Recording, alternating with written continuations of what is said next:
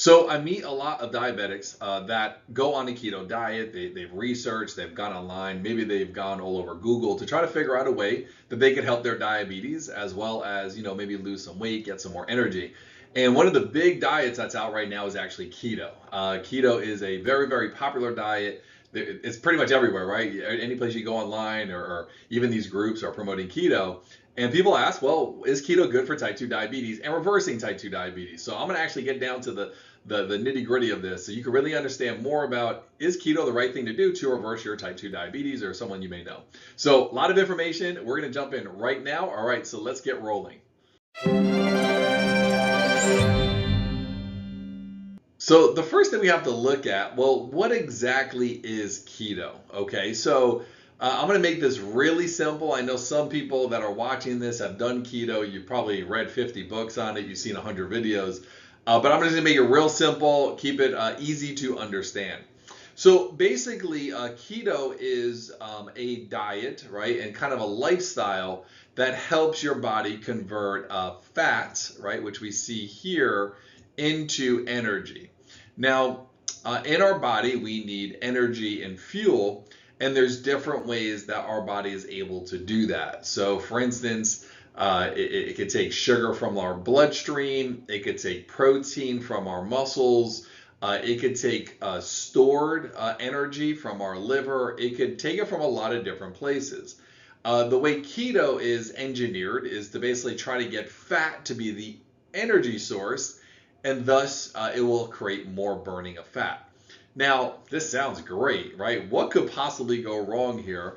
And is it really going to address the root issues, which we're going to discuss right now? All right, so let's talk about the keto diet. Now, the way that diet breaks down, and everybody's a little different. Some people have little modifications on this, but the basis is you're doing a lot of fat, okay? You're also doing a lot of protein and very little to no carbs. That's kind of the way it typically goes in regards to how keto is presented.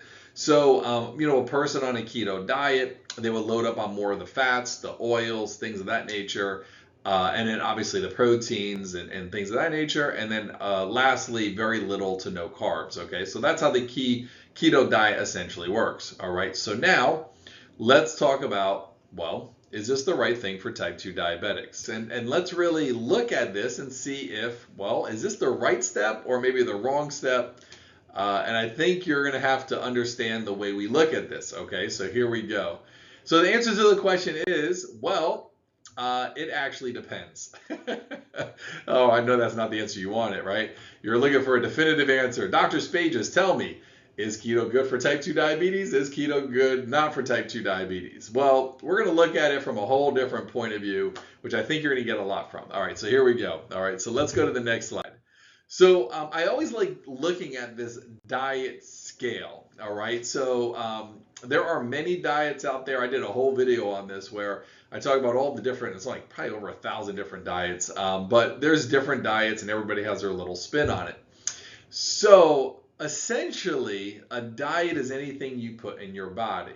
So play along. If I eat pens all day, I'm on a pen diet.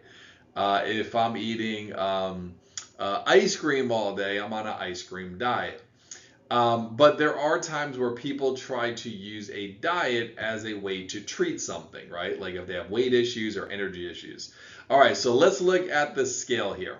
All right, so the first thing we got to look at is, well, how does this play out? Well, we have one side of the scale, which is nothing but really dangerous foods. So this is your junk food, your fast food, your McDonald's, drugs, right? Like alcohol, and technically if you're doing pharmaceuticals, right? Those are essentially chemicals. They're part of your diet, so to say.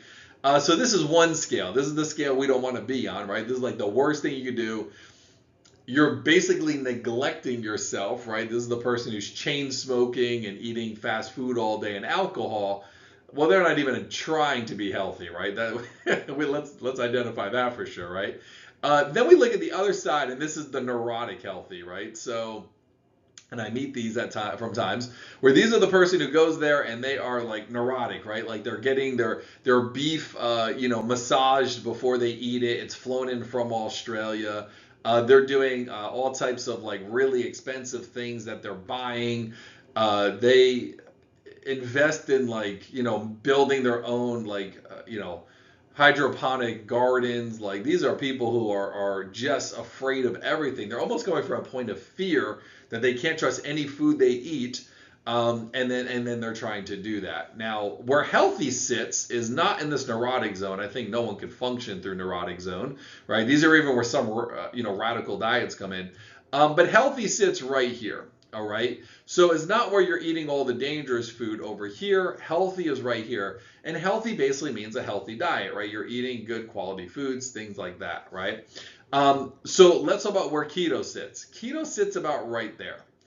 And why I answered the question earlier is, well, is keto good for type 2 diabetics? Now, in my office, I don't manage diabetes, right? Because some people think, well, if I do this diet and my blood sugar level comes down, I'm good. I take a different approach. I look at diet as a foundation. So you can't get better off of a bad foundation. You need a good foundation.